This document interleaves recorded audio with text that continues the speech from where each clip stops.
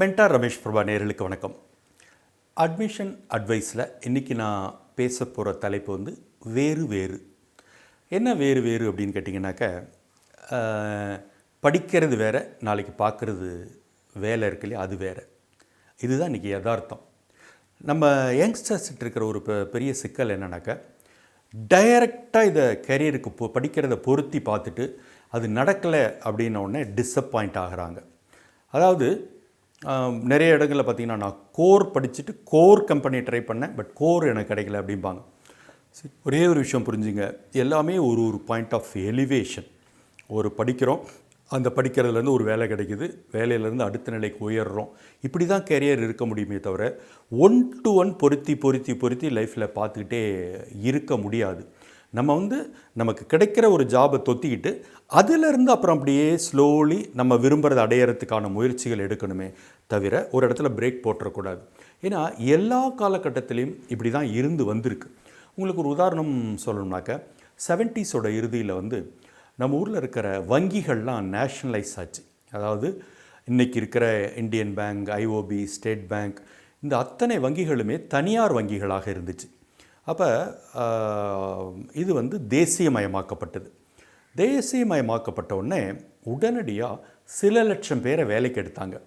சில லட்சம் பேரை வேலைக்கு எடுத்தாங்கன்னு பார்த்தீங்கன்னாக்கா, 2 வகை. அதில் ஒன்று கிளரிக்கல் கேடர், அதுக்கு அன்றைய எஸ்எஸ்எல்சி 11ஆம் வகுப்பு போதுமானது. இன்னொன்று ஆஃபீஸர், அதற்கு டிகிரி பட்டப்படிப்பு தேவை.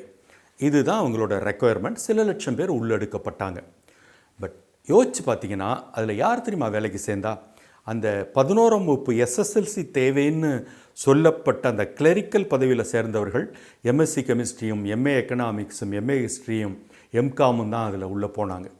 அப்போ யோசிச்சு பாருங்கள், அன்றைக்கி அவங்க ஆஃப்டர் ஆல் ஒரு எஸ்எஸ்எல்சி கேட்குற ஒரு இதுக்கு போயிட்டு நம்ம போஸ்ட் கிராஜுவேட் படிச்சுட்டு அப்ளை பண்ணுறதா அப்படின்னு யாருமே நினைக்கல.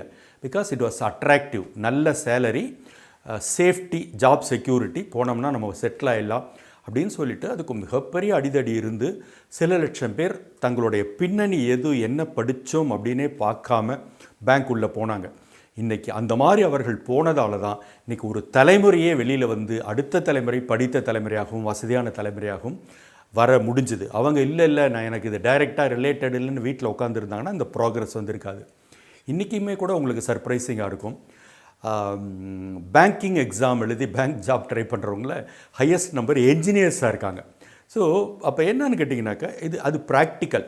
எனக்கு இது பிடிச்சிருக்கு, இதில் நல்ல சேலரி இருக்குது, இதில் ஆப்பர்ச்சுனிட்டிஸ் இருக்குது அப்படிங்கிறத பார்த்து நம்ம ஒரு ஜாபில் தொத்திக்கிட்டு அங்கேருந்து நம்ம மாறுறதுக்கோ வளர்கிறதுக்கோ முயற்சி பண்ண வேணுமே தவிர, இங்கேயே உட்காந்துக்கிட்டு நான் படித்ததுக்கு நேரடியாக ஜாப் இல்லை, நான் படித்ததுக்கு நேரடியாக ஜாப் இல்லைன்னு சொன்னால் அது ஒரு தடையாகவே அமைஞ்சிரும். ஸோ படிப்பு வேறு, வேலை வேறு அப்படிங்கிறதான் யதார்த்தம். இந்த வீடியோ பயனுள்ளது நினச்சின்னா உங்கள் நண்பர்களுக்கு ஷேர் பண்ணுங்கள், அவர்களும் பார்த்து பயனடையட்டும். மற்றபடி மென்டார் ரமேஷ் பிரபா இதுவரை சப்ஸ்கிரைப் இல்லையா? இப்போ பண்ணுங்கள். நன்றி, வணக்கம்.